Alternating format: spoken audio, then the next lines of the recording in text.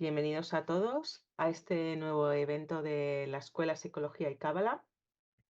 Hacía días que no abríamos las puertas virtuales para este tipo de eventos que nos gustan mucho, presentar nuevas publicaciones, obras y sobre todo si es de una persona que está vinculada con la escuela, como es Jorge, que es alumno nuestro.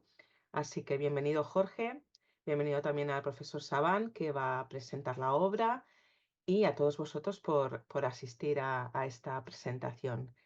Podéis ir haciendo preguntas si queréis durante la presentación en el chat y así luego en la parte final se las podemos ir trasladando tanto a Jorge como si tenéis alguna para el profesor. Así que comencemos con esta presentación. Bueno, muchas gracias Lina, gracias al equipo de la escuela y sobre todo, bueno, gracias a Jorge que aceptó nuestra propuesta de presentar su libro dentro de la escuela. Para tener una organización de la presentación, nuestra idea es comenzar para que Jorge nos cuente su biografía, cómo llegó a la Kabbalah, cómo llegó a la investigación del libro, bueno, sobre todo para que conozcáis toda la obra y todo el desempeño y la carrera que Jorge ha hecho hasta aquí. Y luego pasaremos a la obra, un poco al análisis de la obra, que él nos analice y al contenido de la obra, y finalmente las preguntas. Así que, bueno, querido Jorge, primero, muchísimas gracias a ti como alumno, amigo y futuro profesor de la escuela, porque te queremos dentro, ya te queremos dentro de la escuela. ¿Ok? Mire, la señora aquí, Gladys Lange, ya sonríe y Vicky y Emilia también, así que están contentas de que tú puedas participar con nosotros. Me gustaría, Jorge, que nos comentes un poco, bueno, cómo llegaste a la espiritualidad y sobre todo cómo llegaste a la Kabbalah, ¿no? Es decir, cómo, porque para llegar a un libro de estas características, no solamente hay un trabajo muy fuerte a nivel de escritura, a nivel profesional, sino también una biografía atrás tuya. Así que me encantaría que nos comentes tu biografía y espiritual y cómo llegaste a este punto. Bueno, muchísimas gracias, Mario, por estar aquí y a toda la escuela. La verdad que es un súper placer y un súper honor. Y bueno, súper emocionado de estar aquí con mi maestro, bueno, que este libro, y luego hablaremos un poquito, eh, ha bebido mucho de estas clases que he hecho en la escuela y bueno, luego hablaremos un poquito de todo ello. Pero mi historia tiene que ver con, bueno, pues una persona que desde bien jovencito me he interesado por el mundo espiritual, empecé pues, bueno, un poco como todos, ¿no? Que sí, pues con la ley de atracción, el tema de la espiritualidad, el budismo, ¿no? Y bueno, pues todo este tipo de filosofías más orientales. Y siempre explico que, bueno, para mí, por temas familiares, percibí desde un momento bastante temprano oriental de alguna manera no me acababa de llenar, ¿no? Y entendía que veía algunos tipos de incoherencia, ¿no? Ya desde pequeñito, desde los 16, 17 años, pero siempre quería aprender más y siempre quería aprender acerca de espiritualidad y entender un poquito más. Y, y bueno, empecé todo un periodo, estudié filosofía y estuve todo un periodo de búsqueda porque un día me prometí a mí mismo decir, tengo que llegar a descubrir las grandes preguntas del ser humano, ¿no? ¿Quién somos? ¿Por qué estamos aquí? ¿Qué hacemos? ¿No? ¿Y cuál es el sentido de la vida? Y, y lo busqué de todas las maneras. O sea, bueno, he vivido muchos años en Barcelona, fui a todo tipo de formaciones, cursos, que si canalizaciones, que si, bueno, todo, ¿no? Todo el abanico espiritual. Y entonces, un buen día al ver que no hallaba los resultados que yo estaba esperando o que yo quería o las respuestas que yo quería encontrar, no las encontré en la filosofía, no las encontré en un cierto tipo de espiritualidad como más como de moda. Y un buen día, escuchando un programa de radio antiguo aquí en Cataluña, salió una persona que se llamaba André Malví, que era bueno, una persona que, entre otras cosas, él había estudiado mucho Cábala y hacía un programa hablando del Cal de Girona, ¿no? Del barrio judío de Gerona. Y desde ese día dije, esto parece interesante. Yo ya había estado estudiando mucho tiempo y tenía mucha curiosidad por el tema de que si sociedades secretas, bueno, ¿qué pasaba con todo eso? ¿No? Decía, wow, esto aquí tiene que haber algo interesante porque hay como mucha información, ¿no? Y poco a poco, en base a investigar, incluso conocer personas que estaban dentro de este tipo de sociedades, una de las cosas que entendí fue que estas personas, al final, el tipo de simbología que utilizaban y el tipo de estructura que utilizaban, partía mucho o bebía mucho del Cábala, ¿no? Y de alguna manera entendí que había algo importante ahí, ¿no?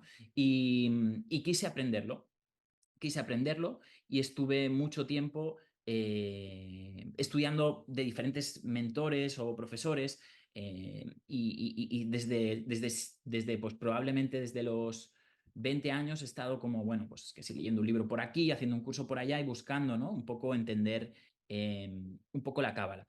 Y bueno, creo que la cábala no se puede entender nunca, porque si me preguntas si entiendo la cábala, no sé qué contestarte, pero bueno, sí que es verdad que poco a poco pues iba captando información y creo que esa vasija, ¿no? Que todos tenemos, pues se iba haciendo un poquito más grande y iba captando un poco más de información, ¿no?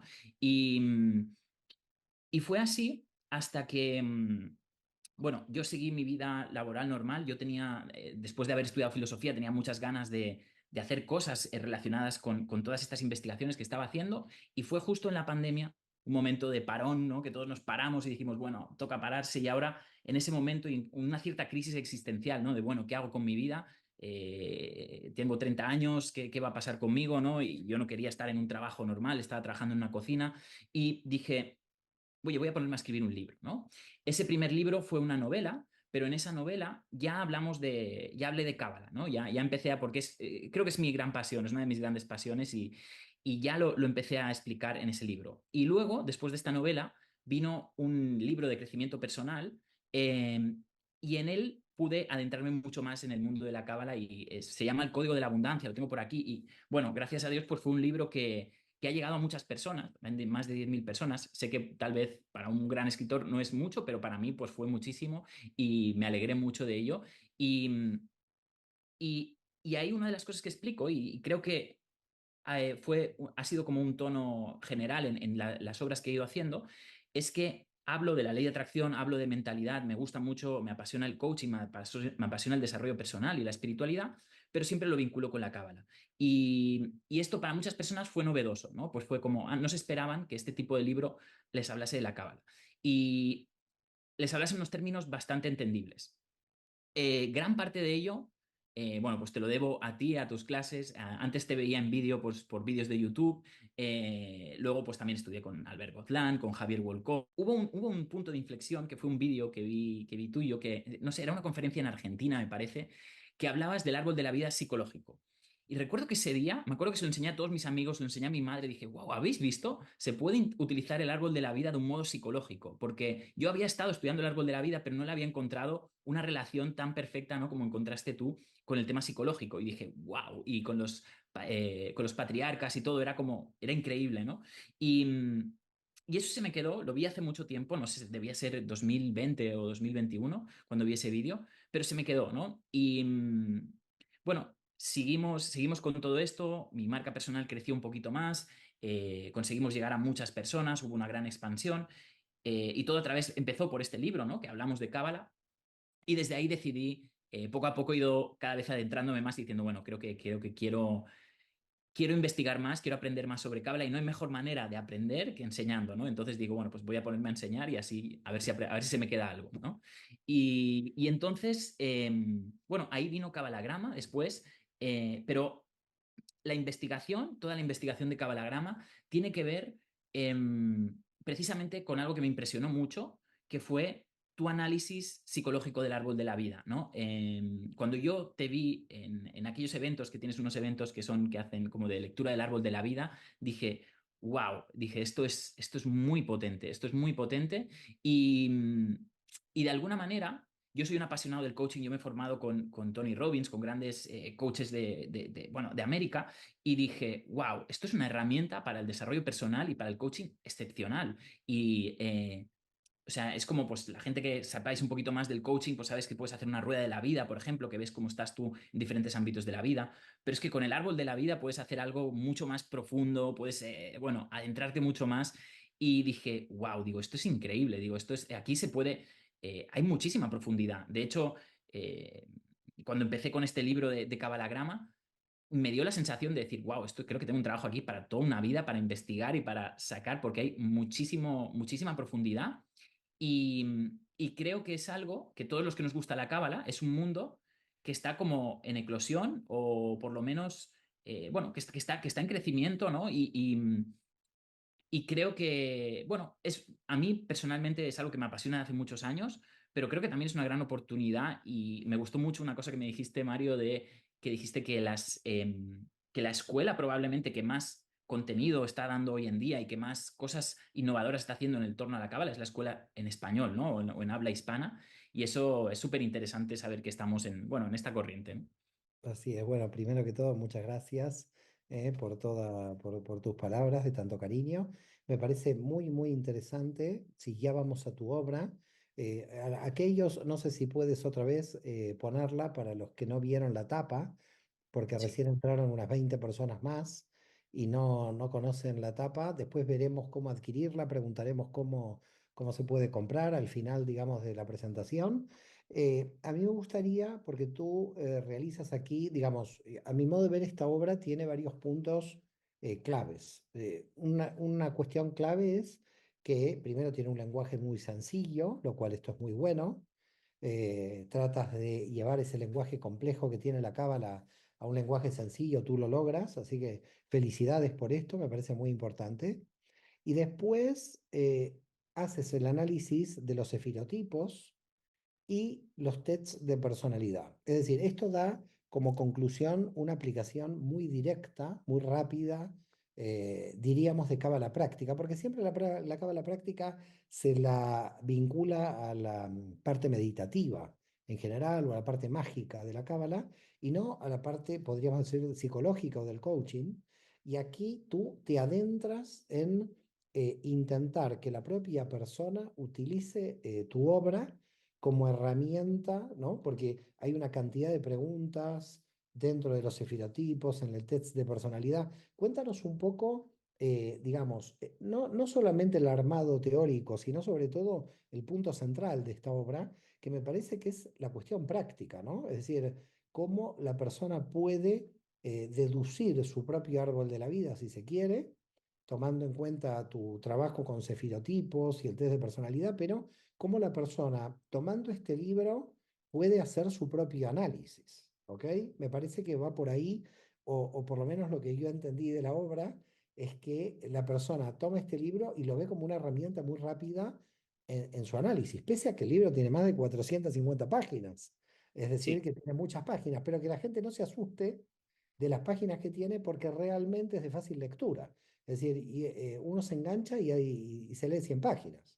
Es decir, tiene una lectura muy interesante para no ser interrumpida.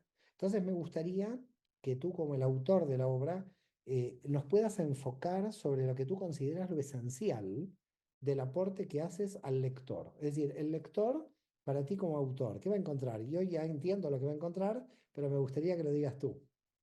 Sí, sí, bueno, precisamente y para introducirlo, ¿no? Bueno, el tema la palabra sefirotipo, hay que reconocer que es de Mario Sabán porque lo dijiste en una clase, dijiste, Sí, alguien tendrá que hacer algún día, creo que fue algo así, tiene que hacer una mezcla entre el eneagrama y la cábala y le podríamos llamar sefirotipo, algo así, lo dijiste así como medio en broma y yo me acuerdo que lo estaba escuchando y dije, wow, esto es una idea increíble, ¿no? Y porque precisamente, a ver, mi búsqueda previa me había dado a entender que gran parte de los conocimientos, por ejemplo, estoy seguro de que el eneagrama tiene también algún tipo de relación, ¿no? Porque para mí la cábala es una de las grandes tradiciones, ¿no? Y en el mundo occidental es la gran tradición y de alguna manera ha permeado todo, ¿no? Y entonces, previo a este libro, lo que hubo es una investigación en la cual yo lo que hice fue partir de una hipótesis, ¿no? Vale, yo te escuché esto y dije, wow, esto es una idea increíble y además ya tenía mis ideas ya un poco formadas y dije, vale, partir de una hipótesis. Si el árbol de la vida es verdad, o sea, yo creo profundamente en ello y creo en esta separación, ¿no? De 10 esferas, digo, vale, esto tendría que ser equivalente a otros aspectos de la vida, incluso a otras tradiciones, y tendríamos que buscar como una especie de equivalencia, ¿no? Y lo que hice, bueno, el otro día te la pasé, pero tengo una tabla como gigante y creo que era hasta más grande y la cortamos un poco, pero lo que hicimos fue comparar, primero, cada séfira, ¿no? ¿Qué significa a nivel psicológico? ¿Qué significa a nivel, pues, y lo fuimos comparando, ¿no? ¿Qué significa a nivel astrológico, ¿no? O sea, ¿qué relaciones hay, por ejemplo, entre las séfiras y los astros? ¿Qué relaciones hay entre los astros, o sea, los astros, los metales? Y fuimos comparando, ¿no? Hicimos una tabla comparativa con, no sé, pues un montón de, de partes. Y a partir de ahí salió el libro. O sea, todo el libro salió de esta tabla comparativa en la cual, pues no sé, pusimos los chakras, pusimos, no sé, incluso dioses de la tradición egipcia, vikinga, pero porque yo quería tener como una visión global de, vale, Malkuth, la tierra, ¿no? Pues es la diosa Deméter de los griegos y es, bueno, y empezamos así, ¿no? Como hacer como todo tipo de comparativas, algunas sin sentido, pero la verdad es que lo que queríamos era encontrar algún tipo de conexión entre estos 10 estados, ¿no? Y puse 10 porque hay 10 séfiras, ¿no? Y eh, el punto era, vale, yo quería hallar 10 sefirotipos, ¿no? Y también el eneagrama son 9. Entonces, en ese caso, lo que hicimos fue repetir uno de los eneatipos, pero hallamos, o sea, conseguimos encontrar una relación, ¿no? Entre lo que representa cada eneatipo con lo que representa y buscamos la comparación más cercana a lo que sería psicológicamente en la cábala esa séfira. Entonces empecé a pensar, ¿no? Vale, ¿cómo se podría hacer, ¿no? ¿Cómo se podría hacer este sistema en el cual unifiquemos, por ejemplo, las cartas del tarot, ¿no? Por ejemplo, cada carta, pues bueno, puede tener una relación, ¿no? Con cada séfira. Y empezamos como a hacer un montón de comparaciones, casi como un juego, y a partir de ahí... de ahí dije, vale. Bueno, me hallé con un primer problema. Ahora te explicaré luego qué se van a encontrar las personas, ahora responderé tu pregunta, pero me hallé con un primer problema. Es que si una vez entendemos el árbol de la vida, y supongo que muchos de vosotros ya habréis visto un poquito acerca del árbol de la vida, cuando tú estudias un árbol de la vida a nivel psicológico, son 10 séfiras, 10 partes, ¿no? Y lo ideal, bajo mi opinión o bajo lo que yo he aprendido, es que el árbol de la vida sea esté lo más equilibrado, teniendo en cuenta que nunca es posible un equilibrio completo, pero que esté equilibrado, que no haya nada que esté como muy bloqueado, que no haya una séfira que esté muy bloqueada y que de alguna manera lo que yo entendí con el árbol de la vida es que ninguna séfira es mejor que otra, ¿no? No es decir, pues mira, yo soy muy bueno en Yesod de las relaciones, pero soy muy malo en, no sé, en Jogma en la espiritualidad, ¿no? Pues claro, lo ideal es que todos nosotros, ¿no? Pues nuestro árbol de la vida esté lo más expandido posible, lo más trabajado posible, lo más equilibrado posible y lo más desbloqueado posible, porque cuanto más desbloqueado esté ese árbol de la vida, más energía va a bajar, ¿no? Y más vamos a disfrutar la vida, ¿no? En más dimensiones, ¿no? Disfrutas la vida. Hay personas que a veces nos volvemos un poco bidimensionales o estamos viviendo en pocas dimensiones. Oye, podemos expandirnos y vibrar en más dimensiones. Y eso es precisamente una de las cosas que hace la terapia del árbol de la vida, ¿no? Como verte tú esquemáticamente dónde estoy yo y dónde tengo el bloqueo, ¿no? Ahora hablaremos un poquito de eso. Pero me encontré con una contradicción porque, por un lado, hay esta parte de que son 10, en vez de los 9 eneatipos, son 10 sefirotipos que tienen que ver con la psicología de las séfiras. Pero luego, o sea, claro, entendí, vale, ninguno es mejor que el otro, todos son importantes, hay que tenerlos todos y hay que tener, digamos, la máxima puntuación en cada uno de ellos. Pero luego entendí que había o sea, hay como dos direcciones. Hay una dirección, digamos, expansiva, digamos, de una persona de expandirse en su árbol de la vida, pero luego hay una dirección de elevación, ¿no? Porque de alguna manera, si nosotros queremos llegar al estado de Keter, que nosotros una de las cosas que hemos intentado hacer es quitarle un poco de la complejidad, como bien has dicho, Mario, de los términos y tal. Y bueno, pese a que utilizamos términos hebreos y tal, pero hemos intentado buscar una manera de intentar llegar a todos los públicos, ¿no? Y esa era como mi visión, ¿no? Decir, wow, ¿cómo podría hacer esto?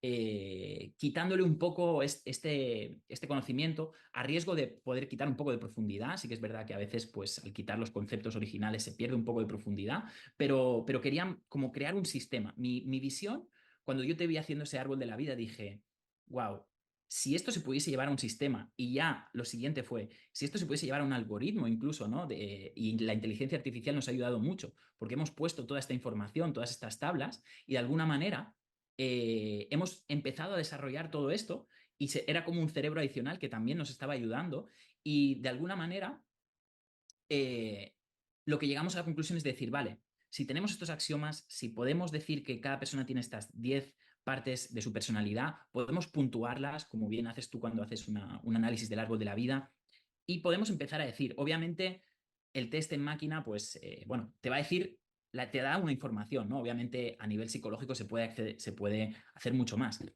Pero luego nos dimos cuenta que había dos direcciones. Hay una dirección expansiva, de llegar a ampliar lo máximo tu árbol de la vida, y hay una dirección de elevación. Y esa dirección de elevación tiene que ver con lo que nosotros llamamos la escala sefirótica de consciencia. Es decir, las sefirot se pueden ordenar desde Malkut, la más terrenal, a la más alta, ¿no? Y de alguna manera hay como dos análisis del árbol de la vida. Y los dos son correctos al mismo tiempo. Digamos que hay un análisis en el cual ninguna sefira es mejor que la otra, y hay otro análisis en el cual si nosotros queremos elevarnos emocionalmente, lo que hemos hecho ha sido poner las emociones más bajas, tipo culpa, apatía, miedo, a las partes más bajas del árbol de la vida, porque sabemos que normalmente los estados de sufrimiento están más relacionados con estados que tienen que ver, por ejemplo, pues con lo que se dice el cerebro reptiliano, el instinto de supervivencia, y que cuando una persona se desarrolla más espiritualmente, suele ser más feliz. Y por lo tanto, entendimos que hay dos análisis, y eso al principio costó de entender, ¿no? Pero hay dos análisis y son simultáneos. Hay un análisis de expansión de tu árbol de la vida y hay un análisis de elevación, porque si tú eres una persona que se queda muy apegada a los bajos instintos o a los pensamientos o deseos muy bajos, probablemente eso te va a traer estados de sufrimiento. Y a este estado o a esta escalera le llamamos escalera sefirótica de consciencia, en la cual lo que hacemos es intentar llevar por una ruta marcada para elevar a la persona a través de entendiendo cuál es la lección de cada estado de conciencia. Y entonces, esto, yo cuando te escuchaba dando clases que tú decías, ostras, no sé, Jochma de Binah, decía, wow, y a mí se me rompía la cabeza, ¿no? Digo, ¿cómo se debe entender esto? Claro, porque la explicación de que hayan dos análisis del árbol de la vida tiene que ver con que, digamos que hay un árbol de la vida bajo, tengo que decir que esto es mi investigación y mi conclusión, no tiene por qué ser canónico ni ser algo que específicamente debe ser así, ¿no? Pero lo que yo he llegado a la conclusión es que pues, nuestro árbol de la vida es el árbol de la vida de Yetzirah, y en este mundo de Yetzirah, nosotros tenemos este árbol de la vida que lo experimentamos así porque son 10 puntos que lo ponemos así el árbol porque es para entender que no hay ninguno mejor que otro, ¿no? O sea, no, tienes que tener estas 10 partes de tu alma desarrolladas y luego, dentro de cada estado, por ejemplo, en mis relaciones, yo puedo estar en un tono emocional en esa relación. Por ejemplo, en Yesod, ¿no? Yesod son las relaciones. ¿En qué estado emocional estás tú dentro de esa relación? Por ejemplo, en tu relación estoy en apatía, no sé, tuve una mala experiencia y no quiero tener relaciones. O estoy en miedo, no sé, tengo miedo de tener relaciones y de abrirme emocionalmente con alguien. Entonces, la escala emocional sirve para medir dónde estás tú dentro de la séfira, de una séfira. El número te da un tono emocional que significa un tipo de emoción. Lo ideal es que nuestro número siempre vaya a 10, ¿no? Y 10, que es el sefirotipo de Keter, nosotros, o el estado emocional de Keter, le llamamos el estado emocional de jugador, porque jugador es el que se da cuenta que todo es un juego y que venimos a experimentar y que el jugador le da igual perder, le da igual ganar, sabe que todo es un juego y disfruta de ese éxtasis del propio juego. Genial. Excelente el análisis. Me gusta mucho la idea de pretensión de elevación. Coincido totalmente que la conciencia en general opera como con dos modalidades, subiendo los estados de conciencia, pero cuando nosotros decimos descenso, nosotros no decimos descenso del estado de conciencia, decimos descenso con ese estado de conciencia elevado. Y es ahí donde hay confusión. Es decir, nosotros en la Cábala nunca decimos que desciende la conciencia, sino que descendemos a los estados densos de los planos más densos para con esa conciencia elevada. Por ese motivo es curioso que el descenso en la Cábala, podríamos decir que es un descenso a los niveles inferiores, pero no implica un descenso de la conciencia. Implica justamente que el descenso hace de herramienta de elevación de la conciencia. Por eso está muy bien que tú hayas visto estas dos modalidades del árbol, porque son dos modalidades. Cuando decimos descenso, no hablamos del descenso de la conciencia, hablamos del descenso para aprender en los niveles inferiores de Mm, la densidad para subir, digamos, a los niveles superiores. En definitiva, todo descenso en la Cábala es elevación de la conciencia, pero la elevación de la conciencia no se tiene que mezclar con el descenso a los niveles inferiores, porque mientras más descendemos a los niveles inferiores, podemos elevar más la conciencia. No es paradójico, porque la conciencia va por otro lado, por el aprendizaje. Así total. que muy bien tu idea de ver esa dualidad que al final es totalmente complementaria, ¿no? Y al final tiene que ver con utilizar descenso y ascenso de modos diferentes. Porque fíjate, cuando estamos utilizando ascenso, tú puedes ascender a la Jojma, pero no necesariamente integrar y no tener ascenso en el nivel de conciencia. Ascendiste a la Mm, Sefirá, pero no ascendió tu conciencia. Porque quizás ascendiste a la Sefirá para aprender, no integras y tu conciencia no ascendió. Así que no exacto, todo ascenso en la Sefirá es ascenso del nivel de conciencia. exacto. Y antes de que ahora estoy explicando el ejemplo paradójicamente el inverso, ¿no? Es decir, hay gente que sube a Binah y sube a Jochma, pero que suba allí no implica que integre para crear el Dat. Por lo tanto, hay mucha gente que eleva su conciencia en los niveles inferiores y hay gente que no puede elevar la conciencia, inclusive aunque suba de Sefirá, porque subir en una Sefirá no es elevar la conciencia. Solamente se eleva la conciencia cuando integras Mm, lo que tomaste de esa Sefirá cuando subiste. Es decir, yo puedo claro, subir a Binah, pero no integré. Por lo tanto, si subí a Binah y no integré, quiere decir que no subí ni mi nivel de conciencia, pero sí subí a Binah. Subí a Binah para trabajar Binah, no la integré, pero no subí el nivel de conciencia. Bajé a claro. Malkut, integré el aprendizaje y entonces sí subí el nivel de conciencia. Por lo tanto, el bajar y el subir en el árbol de la vida no marca el bajar y el subir del nivel de conciencia. Exacto, exacto. Son otras reglas por las cuales se sube y se baja a nivel de conciencia, porque es el aprendizaje en cualquier dimensión. Esto, mucha gente aquí en la Cábala se confunde sobre este tema, así que menos mal que tú has puesto la semilla del planteo, porque lo has visto, yo creo que bastante claro, y has visto como la paradoja, ¿no? Pero bueno, es bueno que todas estas investigaciones, y sobre todo a mí, sinceramente, de corazón te digo, lo que más me emociona es que gente joven como tú, con 30 y pico de años, esté investigando temas de Cábala. Esto nos da mucha esperanza a los que vamos lentamente en el camino de la retirada, porque en verdad es importante las nuevas investigaciones, los nuevos enfoques, el trabajo interdisciplinario, ¿no? Que haces entre diversas tradiciones, el abrir los elementos de la cábala para poder mirar hacia afuera también y mirar lo que hay fuera. Como ya ha pasado casi media hora de nuestra presentación y la gente está haciendo muchas preguntas, a mí me gustaría, Lina, si abres a las preguntas para que nuestro amigo pueda ir contestando desde el análisis de su investigación, desde su experiencia, lo que ha sucedido con todo este avance en la investigación de la cábala. Claro que sí. Bueno, animaros a todos a que vayáis dejando vuestras preguntas en el chat. Veo que Gladys tiene la mano levantada, creo que la quiere hacer por audio, así que adelante, Gladys. Buenos días, y gracias, y estoy feliz. Ujú, Cuando estabas hablando de las emociones en cada una de las dimensiones y ujú. después con la intervención de Mario, creo que, a ver si estoy bien, creo que, no he leído tu libro, por supuesto, pero creo que ah, haces, eh, haces un análisis de la Tiferet en cada una de las dimensiones para definir la emoción en cada una de las dimensiones. Y tomando lo que dijo Mario, tú integras, por ejemplo, el conocimiento de Jotma cuando tu Tiferet de Jotma está en un nivel equilibrado, está 6, 7, 8 o 10. Es la forma en que integras el conocimiento que ya tienes, lo integras. Es decir, tiene que ver con cada una tiene que ver con la Tiferet en cada una de las dimensiones. Eso es lo que creo que entendí.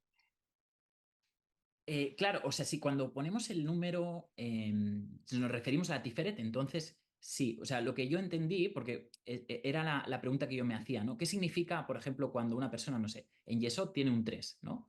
Pues esta nota numérica significa, bueno, pues que obviamente un 3 es menor que un 8, ¿no? Entonces, lo que vi es que había o sea, en el nivel numérico de puntuar una séfira implica el nivel de consciencia dentro de esa séfira, ¿no? Y, y este nivel de consciencia empezó a salir cuando también empecé a relacionar, por ejemplo, algo como la escala de Hawkins, ¿no? La escala de Hawkins de consciencia, de emociones, donde te habla, por ejemplo, que las emociones más bajas tienen que ver con la apatía, con la culpa, con el miedo, con la tristeza. Y lo que hice, que también con la escala de conciencia hice lo mismo, hice una tabla comparativa en un Excel también gigante y empecé a poner la escala de Hawkins por un lado, otro tipo de escalas emocionales. Y lo interesante es que tenía coherencia total. Eh, por ejemplo, los niveles del nivel 1, por ejemplo, que sería el nivel de apatía, que es el nivel más cercano a la muerte, por así decir, es un nivel de inmovilidad.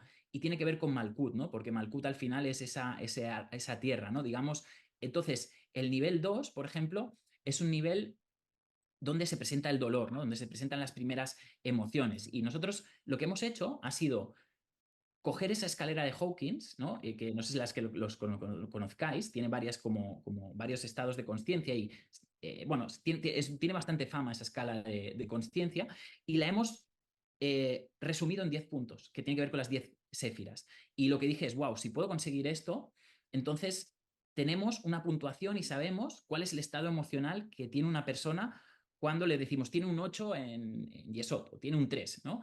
Y ahí, en este punto, además, algo muy interesante que vimos es que esta escalera de conciencia tiene también que ver, y aquí, o sea, vimos muchas cosas que me sorprendieron a mí mismo, ¿no? En el camino, tiene que ver con la evolución de la vida, porque si te fijas, los primeros organismos de vida a nivel biológico son organismos muy simples, no tienen apenas movimiento, no tienen apenas capacidad sensitiva, ¿no? A medida que va desarrollándose la vida, se va desarrollando, por ejemplo, los sentimientos, se van desarrollando la conciencia, pues llegando a los primates o llegando ya al ser humano, ¿no?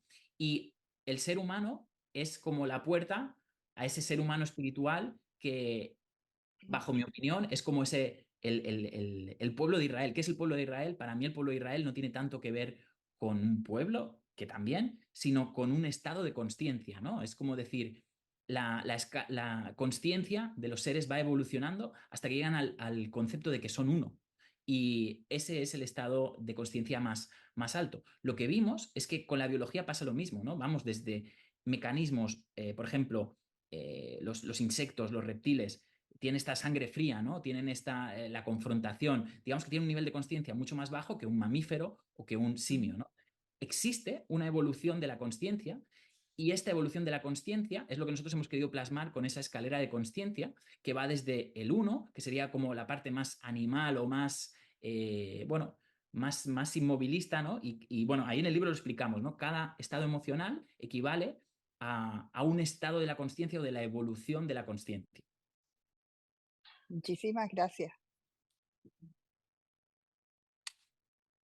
Muchas gracias, Gladys. Mira, una pregunta que ha dejado Juan Pablo es si esa tabla comparativa que has comentado de diferentes disciplinas y espiritualidades está en el libro. La tenemos en el libro, lo que pasa que está una parte porque es como infinita. Tengo que buscar alguna manera, creo que pondremos algún código QR o algo de que lo puedan ver, porque es como muy larga.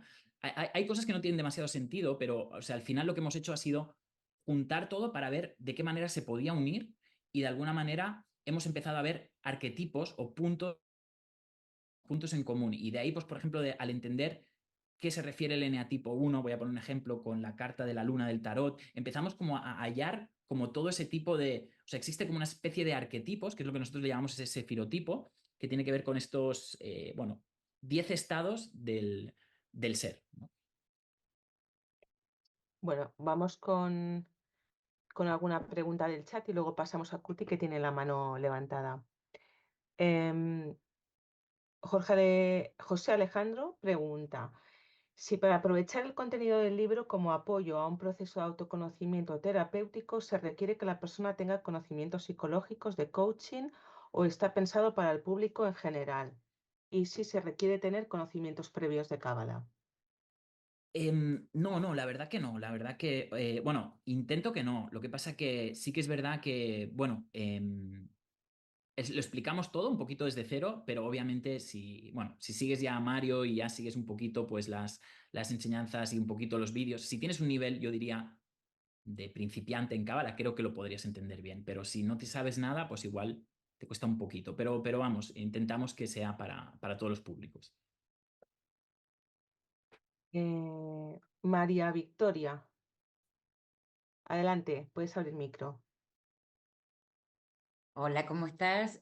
Bueno, me reinteresa tu libro porque yo hice una investigación justamente comparé el eneagrama con el árbol de la vida y Wow. encontré la comparación de, lo que pasa es que, bueno, el árbol tiene 10 sefirot y el eneagrama tiene 9. ¿Con cuál dejaste afuera? A ver si coincidimos con el análisis. Pues mira, lo tenemos, mira, lo tengo por aquí, porque es que tengo, claro, en la tabla comparativa tenemos tantas comparaciones, o sea, llegamos a poner hasta el I Ching, el horóscopo chino, o sea, buscamos como dónde se hallaban como todas esas... mi propuesta era como hacer una especie de unificación, ¿no? De todos los sistemas en base al... O sea, esa era como mi propuesta principal, ¿no? Es decir, ¿cómo podría llegar a unificar todo en estas 10 séfiras, ¿no? Y esta era un poco la idea. Entonces, o sea, lo que hicimos fue que repetimos repetimos un eneatipo. Te tendría que mirar exactamente cuál es, pero sí, o sea, hay uno que se repite. Pero bueno, básicamente, al final es sacarle una información o un valor, ¿no? Y sobre todo unos puntos en común, ¿no? ¿Qué es lo que tiene, qué puntos en común puede tener cada una de estas? Pero mira, te Claro, lo... voy a leer el libro porque creo que cuando lo lea, al no leerlo, yo encontré 9 sefirot con 9 tipologías del eneagrama. Y a mí el que me quedó afuera es Keter, porque no, me parecía que no coincidía con ningún arquetipo, porque es la comunicación con lo superior, ¿no? Entonces eso lo vi yo, pero yo hice nada más comparación. Eneagrama con árbol de la vida y todo lo demás que vos investigaste, no. Así que bueno, me va a interesar un montón leer tu libro y ver otras cosas que las he leído, no las he investigado tanto y ver a ver qué encontramos en común, pero seguramente es muy interesante. Así que muchas gracias. Sí, o sea, nosotros, para que entiendas, o sea, porque es un poco lo que explicaba, ¿no? Nosotros, el que repetimos, haciéndome la pregunta, es el tipo le ponemos el tipo 1. ¿Pero por qué? Porque hay dos análisis. Si hiciésemos un análisis a nivel jerárquico, desde el nivel más bajo de consciencia hasta el nivel más alto, probablemente ese es el análisis que tú dices. Pero si entendemos que cada séfira, desde el punto de vista psicológico, es una parte de la personalidad de una persona, entonces el sefirotipo de Keter, desde ese punto de vista, no es superior al sefirotipo de Malkut, porque son simplemente partes del ser. Entonces, dentro de esa, se puede jugar, dicho valga la redundancia, con el arquetipo de Keter, porque en ese punto no es jerárquico, no es que Keter sea superior, sino que son...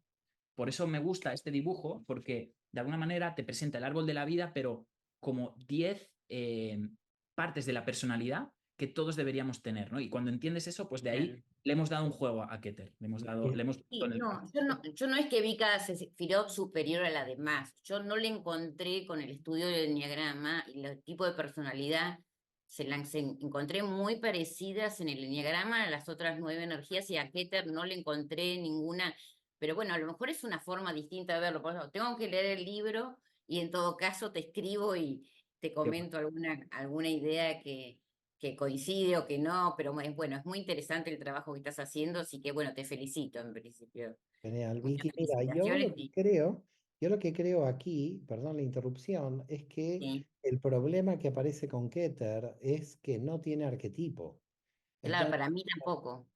no, en la cábala no tiene arquetipo. Entonces, como las Mm, demás tienen arquetipo, son como todas pasibles de una definición, de una identidad bastante unificada. Al no tener arquetipo y tener que construir como tu propio arquetipo, es como bastante difícil definirla dentro de todas las dimensiones. Por ese motivo es bueno la lectura de este libro porque es un intento, porque claro, él, digamos, él parte de la base de que como todas están en igualdad de condiciones, lo cual también es real, quiere decir que Keter tendría de alguna forma un arquetipo. A ver, si yo le pusiera un arquetipo, el arquetipo que yo le pondría, el arquetipo que le puso nuestro amigo Jorge es el jugador, yo le pondría el arquetipo del el vaciador, el que rellena y vacía. Yo no sé cómo se llama alguien que llena algo y lo vacía, pero digamos, habría que ver qué tipo de, digamos, porque lo que tiene Keter es el vacío. ¿Ok? Y Keter se llena con Dat. Entonces, en realidad, el arquetipo sería el Datán, el conocedor o el gnóstico. Entonces, si tú me apuras, lo que sucede en Keter es una alta velocidad para llenar y para vaciar. ¿Cómo se llama? ¿Qué nombre se le pone a esto? No lo sé. Pero a esto es a donde uno podría acercarse en qué tipo de personalidad puede hacer esto. No sé qué tipo de personalidad ni cómo la llamaría, ¿no? Me estoy Claro, acercando al intento de definir un arquetipo en Keter, que es muy difícil porque no hay arquetipo. Por eso aquí el tema que él plantea es la comparativa de la cábala con otras disciplinas. Y otras disciplinas no conozco en profundidad para poder comparar, pero estoy tratando de hacer un análisis en el interior del propio árbol de la vida, es decir, un análisis intracábala, para llamarlo de alguna manera, y como no hay arquetipo en Keter, me parece que no me queda alternativa de definir a alguien que inmediatamente, es decir, una oscilación constante de edad.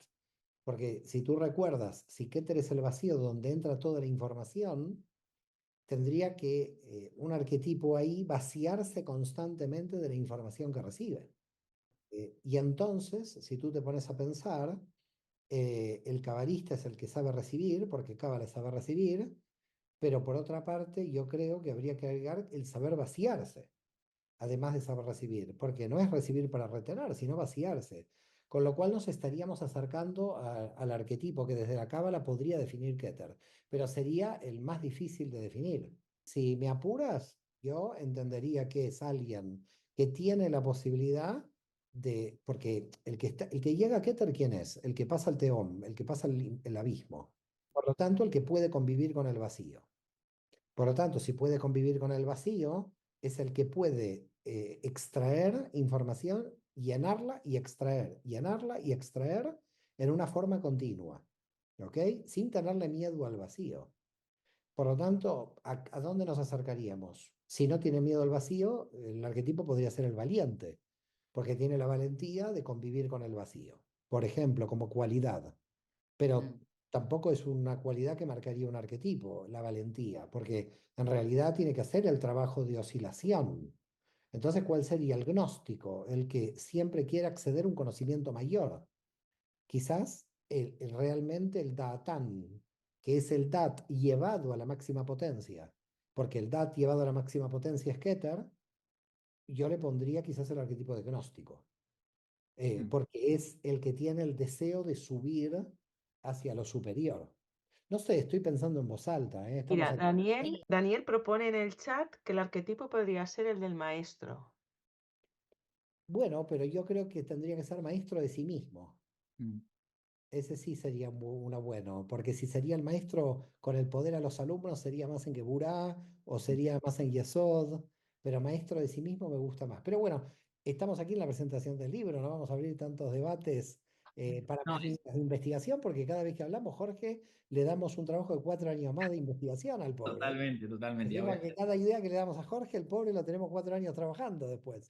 No, Eh, tenéis razón, ¿eh? Tenéis razón y son todo, bueno, verlo, ¿no? Yo lo entendí como el Keter de Yetzirah, ¿no? Entonces, para mí, mi visión de Keter era la persona, el creador, ¿no? Porque yo le di un arquetipo y yo creo que esto, bueno, debo ser muy pagano por decirlo, pero le di el arquetipo de Dios, ¿no? Que es el arquetipo de Dios en la Biblia es el creador, ¿no? Y es... y Dios al final, bueno, es para mí, ¿no? Y basándome un poco en la obra de Mario, ¿no? Keter el éxtasis, ¿no? De lo cotidiano. Es decir, para mí, una persona que vibra en Keter es una persona que entiende la importancia de todo y al mismo tiempo la no importancia de nada, ¿no? Porque al final es como, o sea, todo es súper importante y todo al mismo tiempo es, bueno, es un juego donde venimos a crear, ¿no? Y entre esas partes fue donde yo creé ese arquetipo de ese Dios, ¿no? Bueno, estuve ahí como Me gusta el extasiado, ¿eh? Me gusta el el extasiado. extasiado, sí. También Sí, para Keter, ¿no? Porque es el que alcanzó el éxtasis, así que tampoco estaría mal. Señora Lina, no sé si hay Sí, aquí personas que quieren preguntar. sí. Mira, Cuti pregunta si se trabajan las subdimensiones dentro de las 10 dimensiones en este libro. exacto, exacto, sí. Eso es lo que le llamamos subsefirotipo y tiene que ver con eso. O sea, por ejemplo, cuando si tú, por ejemplo, te pones en Yesod, ¿no? Tengo un 2 en Yesod. Para mí, un 2 en Yesod significa que en el árbol de la vida dentro de Yesod, tú estarías en Yesod de Yesod, para que me entiendas. Y ese Yesod de Yesod yo lo interpreto desde el punto de vista de escala de consciencia. Es decir, para mí, Yesod significa, según el análisis que hicimos, significa el dolor. Entonces, el estado emocional de dolor. Entonces, una persona que vibra en 2 en Yesod significa que está vibrando en dolor de Yesod. Sería el subsefirotipo, la subdimensión. Ya te digo, es un análisis muy subgéneris que yo he hecho también. Yo creo que este libro también lo hice un poco por desesperación, por decir, tengo que entender y para entender voy a desarrollar, ¿no? Esto, pero la verdad es que tiene sentido y está funcionando y cuando lo hemos puesto en algoritmos tenemos un test online que también para hacer la prueba y ahí lo ves, ¿no? Y lo compruebas y dices, wow, tiene mucho sentido. E insisto, todo esto parte mucho de lo que hemos aprendido en la escuela, en el diplomado y de toda esta información, ¿no? Y convertida, intentada, puesta, porque al final poner la cábala en un sistema siempre es como algo un poco complicado, pero bueno, ha sido como ese intento de a ver si conseguíamos encapsularla dentro de un sistema, ¿no? Me gusta que digas en el análisis que hicimos, hablas en plural, lo cual quiere decir que Dios te acompaña, tú solo no estás. Totalmente, Eso me totalmente. gusta, ¿eh? Cuando dices el plural que hicimos, es como una fuerza que te acompaña, ¿no? Ahí está el señor Acosta, me Sí. parece Cristian Acosta, que quiere hacer una pregunta. Adelante, Cristian. Hola, hola. Bueno, buenas tardes Jorge, buenas tardes Mario, saludos desde Argentina. Y bueno, hoy estoy acá a través de Mario, escuchando las enseñanzas de Jorge, de este libro que me interesa mucho, mucho leer ahora mismo. Y bueno, quería preguntarle a Jorge, eh, ¿qué, ¿qué tanto considera él que hay que trabajar adentro de una Sefirot como para llegar digamos, a completarla, no sé si por decirlo de alguna manera? Vale. Bueno, el libro mismo está un poco diseñado para eso, ¿no? Para irte tú a través de preguntas, ir haciendo el test, ¿no? Y de alguna manera haciéndolo. Hay como dos rutas.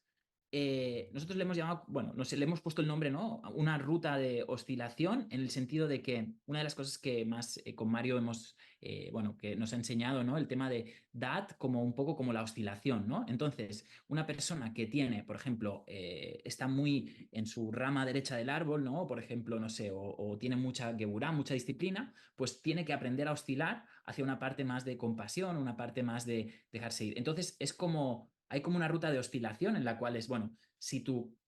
Esto es importante, ¿no? Entenderlo. ¿Qué es un sefirotipo? Porque esto no lo hemos dicho. El sefirotipo es la séfira que más puntuación tienes en tu árbol. O sea, ese sería tu sefirotipo principal. O sea, tú operas, por ejemplo, una persona que es muy disciplinada, su sefirotipo principal opera más desde Geburah que desde otra séfira. No quiere decir que pueda ser de otra manera, pero digamos, ese es su sefirotipo principal. Y su clipá, según nuestro análisis, sería la séfira menos desarrollada, ¿no? Por ejemplo, pues el lenguaje, por ejemplo, ¿no? Tengo dificultades en la comunicación, etcétera. Pues ese sería tu clipa, según nuestro análisis, ¿vale? Nuestra manera de entenderlo. Entonces, bueno, si tienes una séfira que quieres trabajar, eh, si tienes mucha puntuación, por ejemplo, en una séfira, lo que tienes que hacer es irte a la que está en el extremo contrario. O si tienes poca puntuación, pues entonces ponerle más foco en esa en concreto, ¿no? Y digamos que si yo soy una persona muy disciplinada, dentro de la céfira, o sea, yo ya estando dentro de la céfira, porque sería como mi céfira principal, ¿no? Soy una persona muy disciplinada. Dentro de esa céfira yo tendría que trabajar con ese estado de conciencia, no ser disciplinado. Bueno, ¿Correcto? en cierta manera sí. O sea, habrían dos niveles, ¿no? Habría el nivel de elevación de nivel de conciencia, ¿no? Como hablamos antes, pero si no, la otra sería esa, sería la oscilación. Es decir, porque Oscilación. si tú entiendes esto, ¿no? Entiendes que si todas las séfiras las pusiésemos como en el mismo nivel, entonces, Sí, si tú estás muy desarrollado en tu disciplina, pero en tu, por ejemplo, en tu compasión o en tu capacidad de poder como liberarte de esa disciplina, no lo estás tanto, lo que te diría este árbol de la vida, que es como una especie de rueda de la vida del coaching, te diría, vale, o sea, con un análisis de estos tú lo que puedes ver es, vale, estas partes las tengo más bajitas de nivel y eso significa que es algo que tengo que poner energía para trabajar en eso, porque el objetivo es estar lo más equilibrado posible, teniendo en cuenta que probablemente un equilibrio completo nunca se consiga. o Quizás sea que el objetivo usted dice sería, eh, en vez de estar en esa céfira, que es nuestra céfira principal, por ejemplo, en vez de estar en esa céfira, desplazarse hacia una céfira menos trabajada, Mm. porque eso va a hacer que se equilibre esa rueda del árbol de la vida. A ver, ¿Correcto? yo creo, perdón, Cristian, yo creo que quizás lo que se tendría que hacer aquí, estoy pensando en voz alta, Sí, porque sí, tú en una cefirá tienes 10 y en otra 3, sí. tú a la que tienes 3 le tienes que dar 10. El problema es que desde el punto de vista del árbol de la vida, la que tiene 10 no tiene 10, tiene 17 y también está en desequilibrio. Entonces, yo creo que quizás la puntuación futura tendría que ser de 10 para arriba para equilibrar. Es decir, si tienes 3 en Gesed y quieres tener 10 en Gesed, 10 en Geburá no lo pueden compensar porque no puedes tener 5 y 5. Quizás lo que habría que hacer en el futuro es una escala de 10 a 20, de 10 arriba, donde si estás en un nivel de nota superior, el exceso también es una clipa. Porque si no, es decir, si tiene clipaje set de 3, suponte, y tienes una correcta Geburá, porque si tienes clipaje set de 3 es que alguna no la tienes correcta. Entonces, alguna tendría que estar en 17. No sé si me sigues, No puede Jorge, haber entendiendo. no podría haber un equilibrio absoluto solamente con la escala del 10. A mí me parece que en la escala del 10 hay un problema, a no ser que tomes como el equilibrio 5. Si a la cefirá equilibrada la tomás por 5, entonces ahí sí Anotamos. está el equilibrio entre 0 y 10. Pero si tú al 10 lo tomas como el mejor modelo donde tiene tu cefirotipo y hay alguien que tiene 3, si alguien en el mejor cefirotipo tiene más de 10, también tiene una clipa, porque entonces no aparecerían las clipot por exceso. Sí, Aparecen solo las clipot por débiles, por defecto. sí. No sé, Jorge, ¿cómo ves el tema de poder quizás cambiar un poco la puntuación de la escala 10 a 20? Porque si no, ¿dónde están las sefirots en exceso? No se Sí, pueden ver.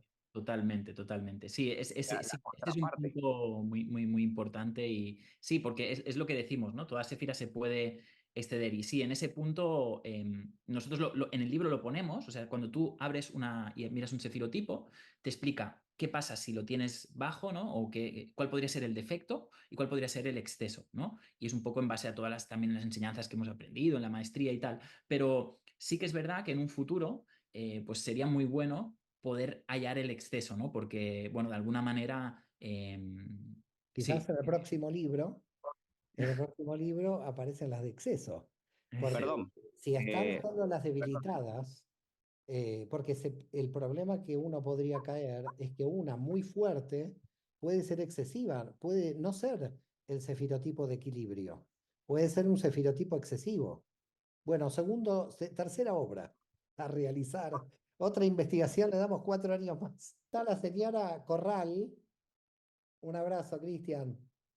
Buenos días, mi nombre es Catuli Corral, saludos desde México. Un abrazo, Kat. Eh, Justo acabo de terminar mi doctorado en educación No sé si me escucha. Perfecto, perfecto. Sí. Justo terminé mi doctorado en educación como el maestro Mario y entonces dije, "Oh, ¿ahora qué voy a hacer?" Y decidí estudiar psicología. Entonces, desde ahorita estoy ya escribiendo la tesis. Justo antier ya había pensado relacionar los diferentes tipos de árboles de la vida con el tema psicológico, pero no encontré en esta búsqueda de estos 2 días, no encontré autores. Entonces, ahorita que estoy viendo este libro, digo, ay, creo que es el primer autor que voy a citar. Entonces, bueno, yo escucho que hicieron una tabla donde hubo 2 análisis sobre el ascender y el expandir. Entonces, yo quisiera saber si con esa escala cefirótica que le llamaron, se pueden analizar las diferentes ramas psicológicas, es decir, la rama de la clínica, la neuropsicología, la psicología del desarrollo y sobre todo la organizacional. O sea, estas eh, tienen aplicación en las diferentes ramas de la psicología porque, por ejemplo, a nivel personal yo puedo hacer el test que menciona, ¿no? Pero ya, por ejemplo, en una organización, ya cuando estoy trabajando en equipo, en grupo, o sea, tengo que hacer un trabajo, un proyecto, puede ser que yo esté equilibrada, yo ya haya trabajado en eso, pero mis compañeros del equipo no. ¿Cómo yo podría ya a nivel un poquito más profesional trabajar en una empresa, en una escuela, donde ya en un grupo de varias personas, pudieran entender ¿cómo le llamaría yo? Ese firotismo grupal. Entonces, no sé si me pudieran iluminar al respecto. Muchas gracias. Me encanta el cefirotismo grupal, otra investigación para nuestro amigo Jorge, ¿eh? Apúntate este concepto que me parece muy interesante, cefirotismo grupal. Es increíble, estamos entrando ya en una locura de vocablos. La Real Academia Española Total, nos va a total. expulsar a Hemos todos. abierto la caja de Pandora, ¿eh? Yo creo que la Real Academia Española nos va a expulsar a todos, te digo. Estamos inventando una cantidad de nombres aquí que me gusta el Totalmente. asociatismo grupal. Bueno, Jorge, perdón, No, no, tranquilo. responde la pregunta.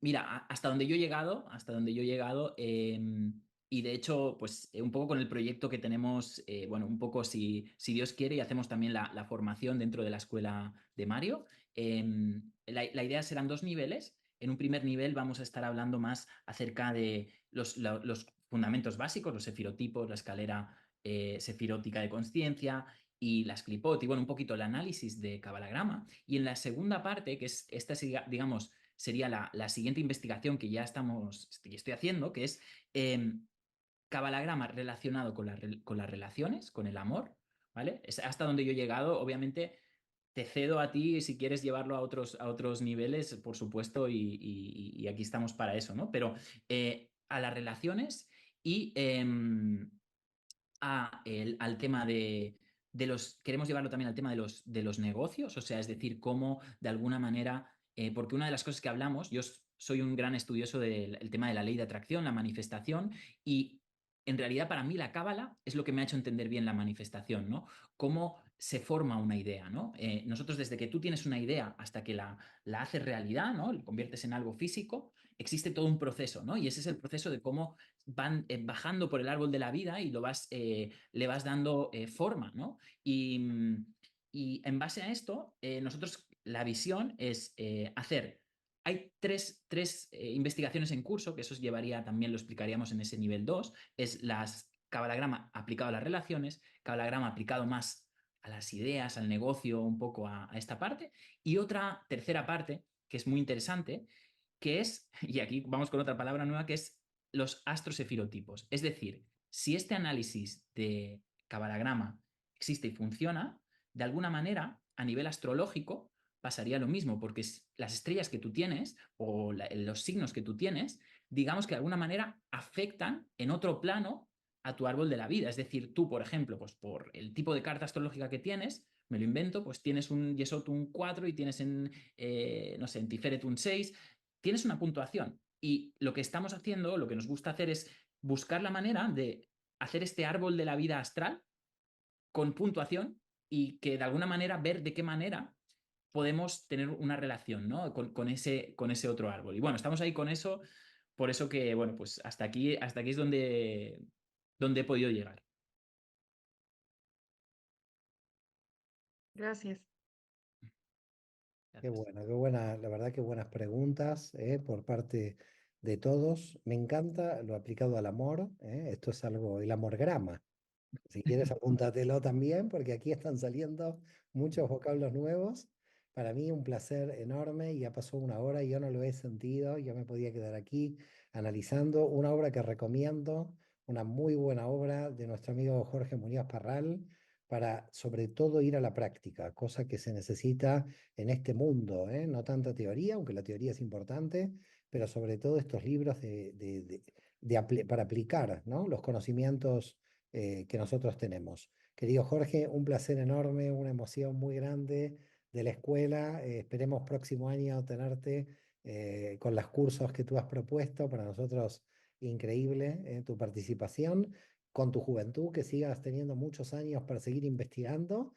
Te han tirado aquí varias ideas para muchos años más. Y para mí un placer enorme. Gracias al equipo, gracias Lina. Shabbat Shalom a todos y que sigamos avanzando hacia la luz. Un abrazo grande. Muchísimas gracias. Felicidades. Un gran placer y Felicidades un por el honor. libro. Muchas Muchas felicidades gracias, por el Emilio. libro.